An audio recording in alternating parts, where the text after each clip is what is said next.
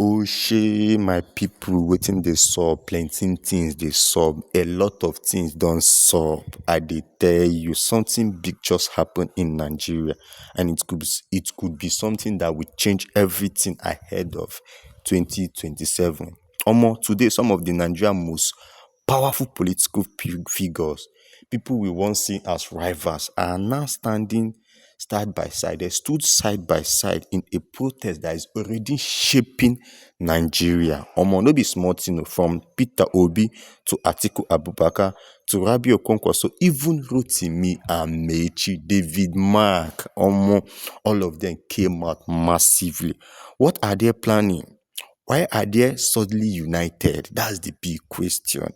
Stay with me, because this might be the beginning of Nigeria's biggest political comeback story. Like, this may be the biggest comeback in history, or the biggest political strategy ever played. Omo, no be small matter o.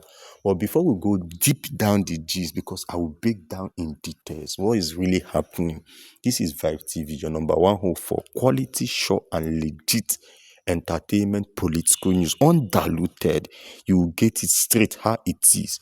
Omo, please don't forget to subscribe, like, and share this video, because you always have a lot of wonderful updates coming.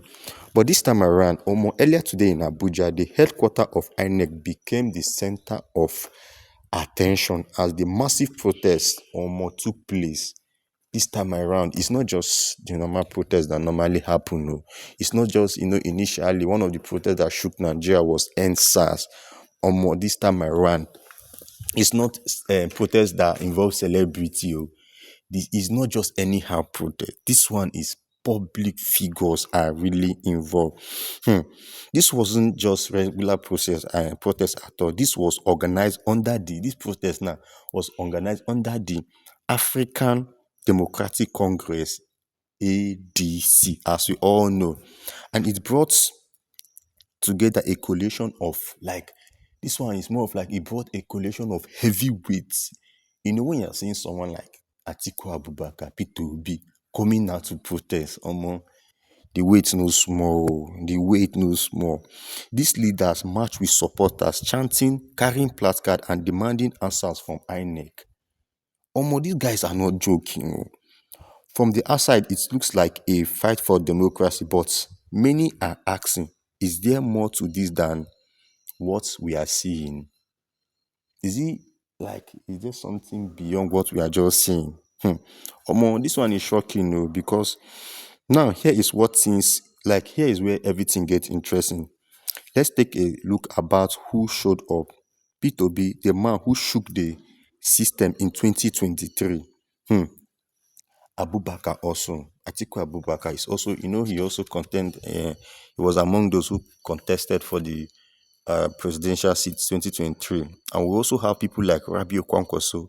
It's one of the most strongest grassroots movement. When it comes to political things, like the grassroots movement, when it comes to, Kano has one of the major political units, like among the people that produce one of the highest results when it comes to politics. And when it comes to Kano, leave it for Kwankwaso.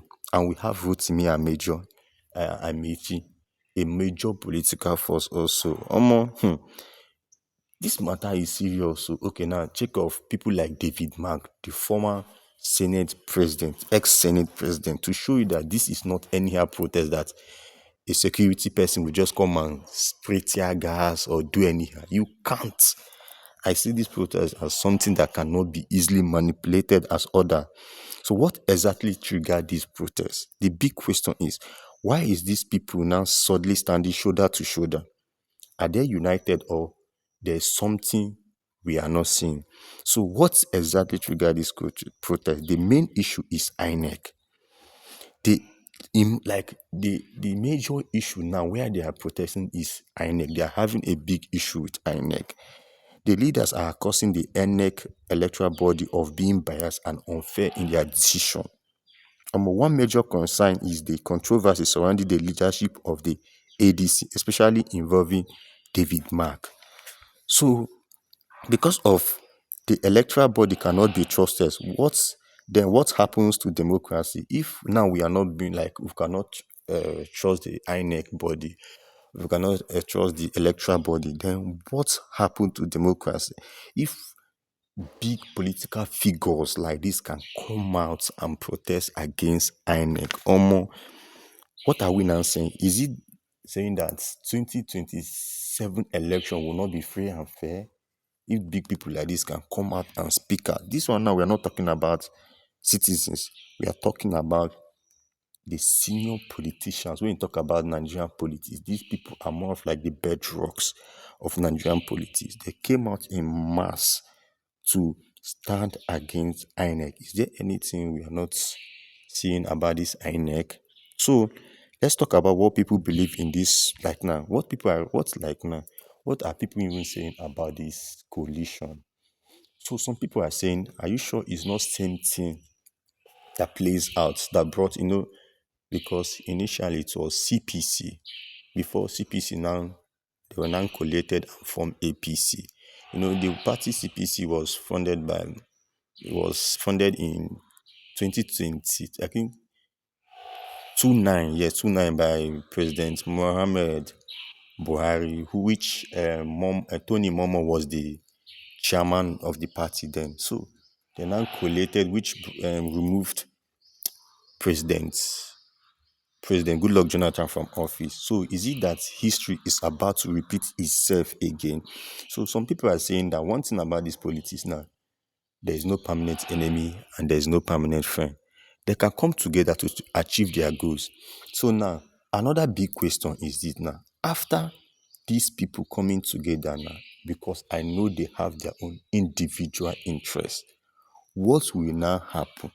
Because the next thing now, they will start fighting for who will now be the flag bearer of the party.